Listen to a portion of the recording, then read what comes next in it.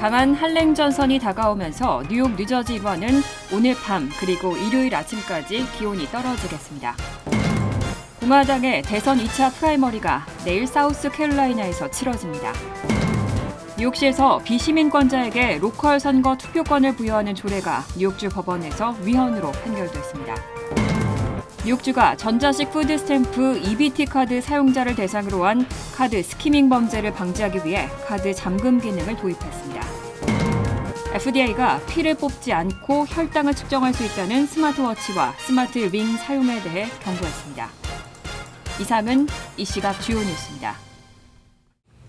시청자 여러분 안녕하십니까? KBN 뉴스입니다. 지난 며칠 동안 비교적 온화한 날씨가 이어졌는데요. 강한 한랭 전선이 다가오면서 오늘 밤 그리고 일요일 아침까지 기온이 떨어지겠습니다. 다음 주는 포근한 날씨가 예보됐습니다. 기상청은 뉴욕과 뉴저지 지역에 어제부터 내리기 시작한 겨울비가 그치면서 오늘 밤부터 기온이 급강하한다고 밝혔습니다. 뉴욕 지역 내일 아침 최저 기온은 화씨 35도까지 내려갑니다. 흐린 날씨에 시속 15마일의 바람이 더해져 체감 기온은 화씨 24도, 섭씨 영하 5도의 매우 추운 날씨가 예상됩니다. 한낮 최고 기온도 화씨 38도에 그칠 것으로 보입니다. 내일 밤부터는 기온이 더 내려가 영하권의 추위가 예상됩니다. 토요일 밤에는 화씨 25도, 체감온도 20도가 예상되고 일요일 아침 최저 기온은 화씨 22도, 섭씨 영하 6도가 예보돼 있습니다. 다행히 낮부터 기온이 올라가 일요일 낮 최고 기온은 화씨 40도가 예상됩니다. 다음 주에는 뉴욕 일원에 완연한 봄 날씨가 찾아올 것으로 보입니다. 월요일과 화요일에는 최고 기온이 화씨 50도, 수요일에는 화씨 60도를 기록할 것으로 예상됩니다. 미국 민간 우주기업 인투이티브 머신스의 무인 달 탐사선 오디세우스가 어제 달 표면에 성공적으로 착륙했습니다. 1972년 아폴로 17호 임무 이후 미국 우주선이 달을 밟은 것은 이번이 처음입니다.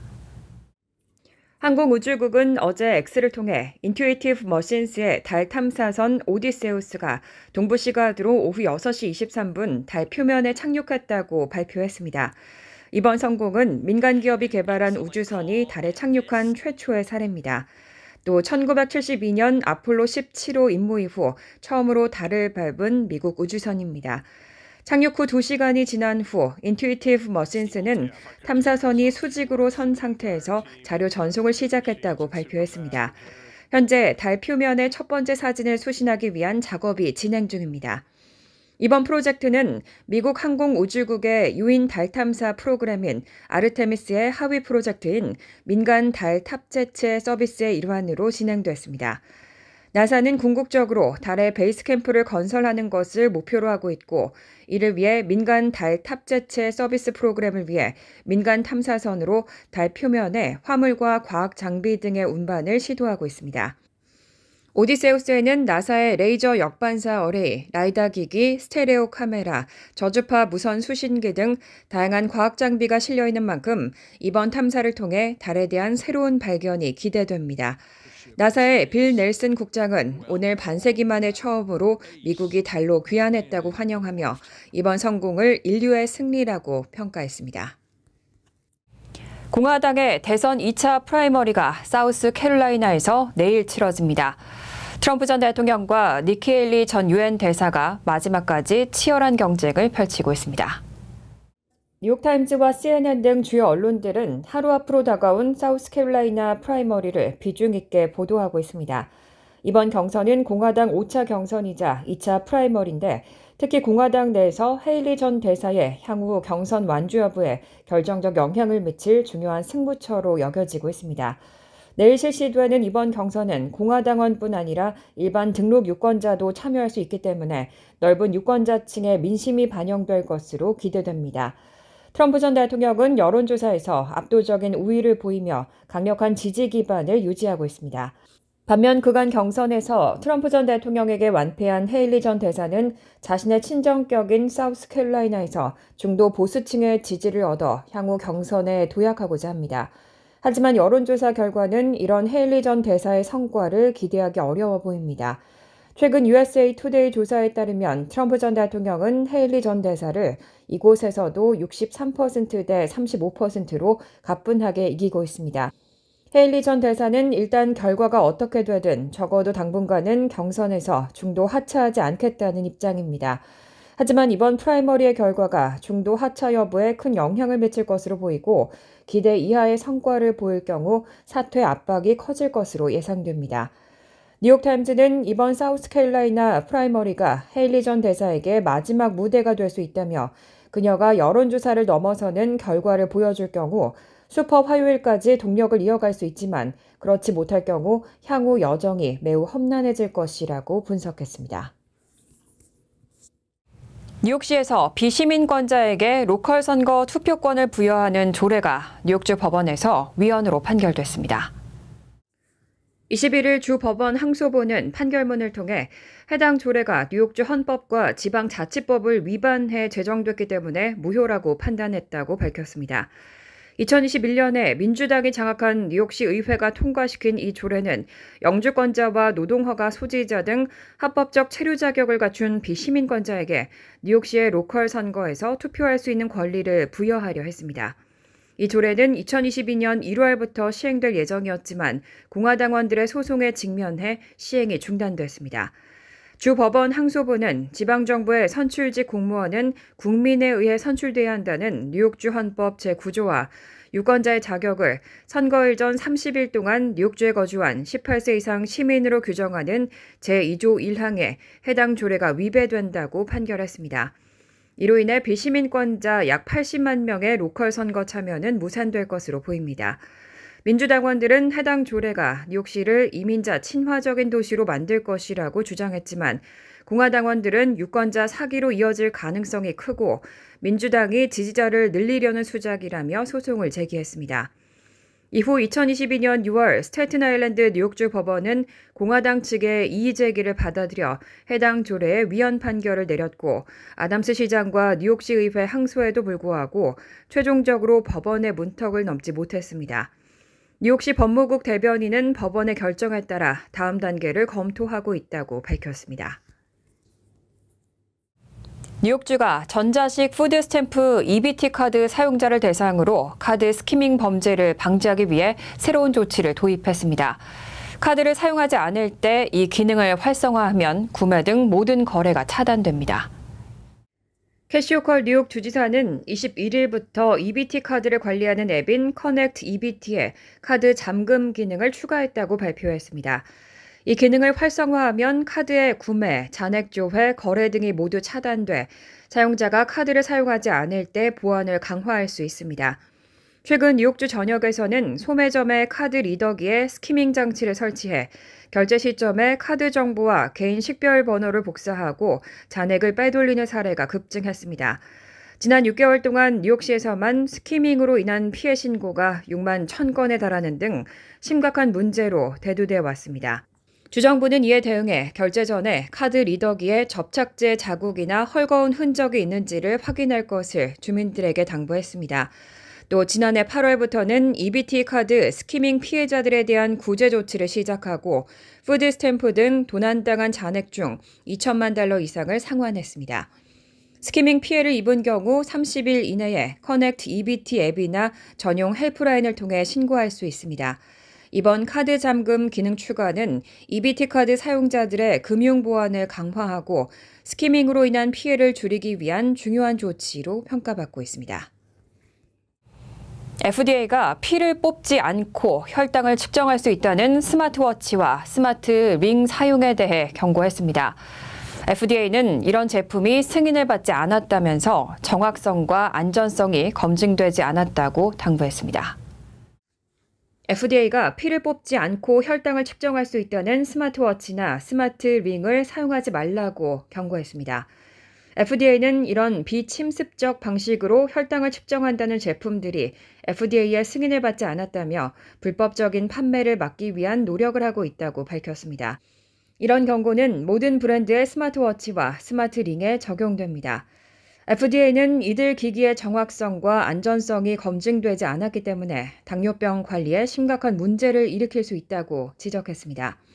미국 당뇨병 협회의 로버트 게베이 박사도 이와 같은 기기를 사용한 혈당 측정 결과가 부정확할 수 있고 치명적인 결과를 초래할 수 있다고 경고했습니다. 부정확한 혈당 수치에 기반해 잘못된 용량의 약물을 복용할 경우 정신착란이나 혼수 상태, 심지어 사망에 이를 수 있다는 경고입니다. 당뇨병 기술 전문가인 데이빗 클로노프 박사는 현재 몇몇 업체들이 비심습적 방식의 혈당 측정기기를 연구 중이지만 아직 FDA의 승인을 받을 만큼 정확하고 안전한 제품을 개발한 회사는 없다고 지적했습니다. 앞서 애플이 체열 없이 혈당을 측정할 수 있는 기술 개발에 큰 진전을 이뤘다는 보도가 나오기도 했습니다. 하지만 이번 FDA의 경고는 혈당을 직접 측정하는 연속 혈당 측정기와 연결되는 스마트워치 앱을 제외한 모든 비침습적 혈당 측정기기에 적용됩니다. 미국 내 약 3,700만 명이 당뇨병을 앓고 있는 상황에서 FDA는 이런 경고를 통해 소비자들이 신뢰할 수 있는 제품을 사용하도록 유도하고 있습니다. 코로나19 팬데믹 이후 전국 대학 진학률이 점차 떨어지고 있는데요. 여기에 최근에는 4년제 대학 졸업생의 절반 이상이 졸업 1년 내 불안전한 취업 상태에 있는 것으로 파악됐습니다. 최근 발표된 스트라다 인스티튜트와 버닝 글라스 인스티튜트의 보고서에 따르면 4년제 대학 졸업생 절반 이상이 졸업 후 1년 내에 불안전한 취업 상태에 놓인 것으로 파악됐습니다. 2012년부터 2021년 사이 졸업한 이들 중 52%는 대학 학위가 필요하지 않은 직종에 종사하고 있었고, 이 중 45%는 졸업 후 10년이 지나도 같은 직종에 종사하는 것으로 나타났습니다. 인종별로는 아시안 졸업생들이 불완전 고용 비율이 가장 낮은 47%를 기록했고, 백인 53%, 히스패닉 57%, 흑인 졸업생들은 60%였습니다. 전공별로는 이공계와 교육 보건 분야 졸업생들의 불완전 고용률이 37% 미만으로 상대적으로 낮았고, 일반 경영이나 공공안전 등의 학위를 취득한 졸업생은 57%로 더 높았습니다. 스템 전공자 중에서도 컴퓨터 과학, 공학, 수학학사 학위 취득자는 불완전 고용률이 매우 낮은 반면 생명과학 학위 취득자는 47%로 상대적으로 높았습니다. 분석에 따르면 4년제 대학 학위를 요구하는 수준의 직장을 다니기 위해서는 졸업 후 첫 직장이 중요한 것으로 나타났습니다. 학사학위가 필요한 직장에서 첫 커리어를 시작한 졸업생 79%는 졸업 후 5년이 지나도 같은 수준의 직업을 유지했지만 불완전 취업 상태로 커리어를 시작한 경우 73%는 졸업 후 10년이 지나도 불완전 고용 상태인 것으로 파악됐습니다. 또 대학 학위가 필요한 직장에 취업한 졸업생은 고등학교 졸업장만 소지한 이들에 비해 88% 많은 수입을 올리는 반면 불완전 취업자는 단지 25% 더 많은 수입을 올리는 것으로 나타났습니다.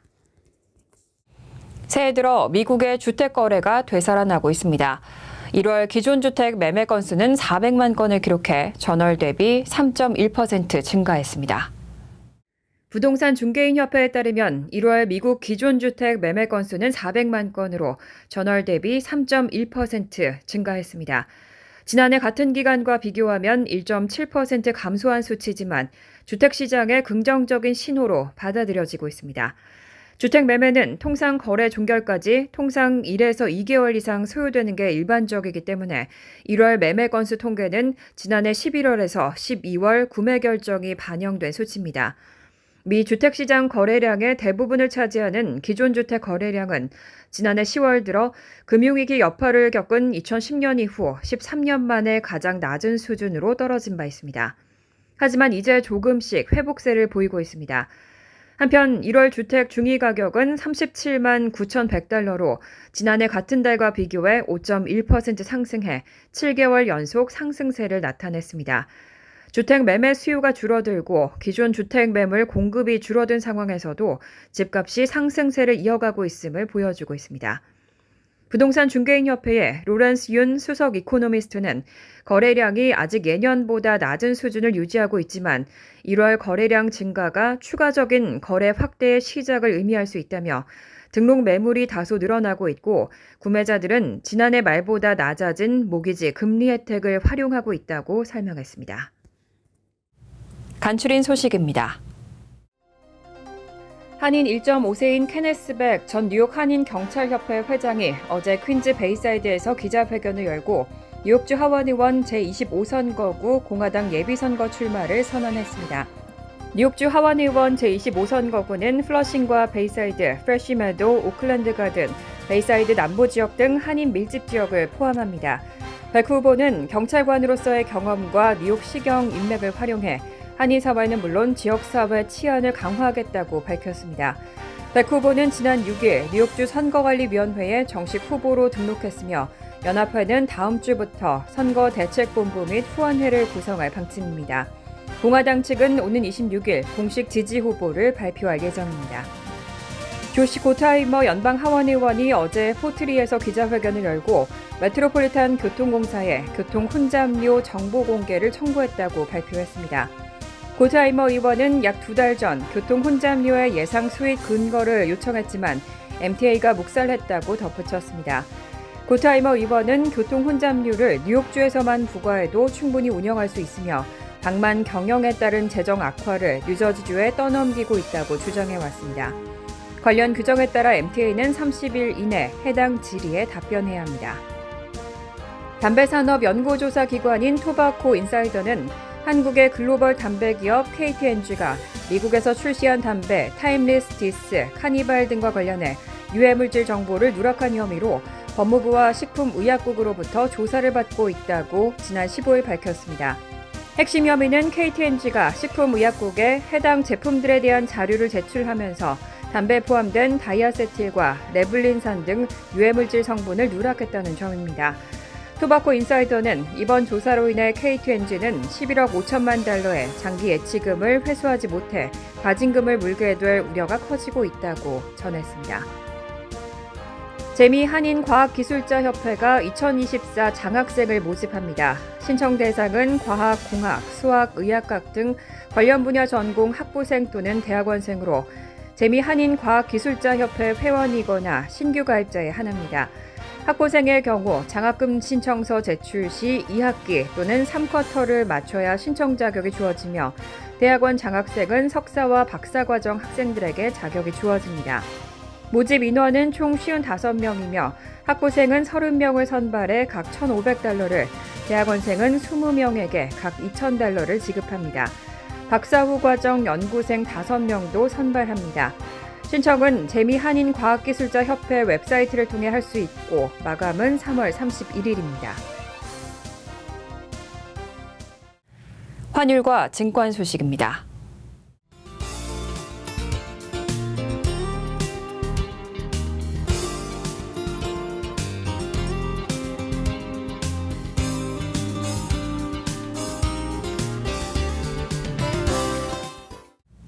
이어서 날씨입니다.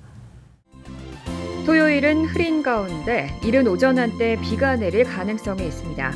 낮 최고 기온은 47도, 섭씨 8도, 밤 최저 기온은 38도, 섭씨 3도로 예상됩니다. 일요일은 화창하겠습니다. 월요일도 화창한 날씨가 이어지겠습니다. 이상으로 KBN 뉴스를 마칩니다. KBN과 함께 즐거운 저녁 되시기 바랍니다. 동부 최대 한인방송 KBN이 제작하는 KBN 뉴스는 웹사이트 mykbn.com 그리고 유튜브와 페이스북에서 다시 보실 수 있습니다. 좋아요, 구독, 알림 설정은 뉴스 제작에 큰 도움이 됩니다.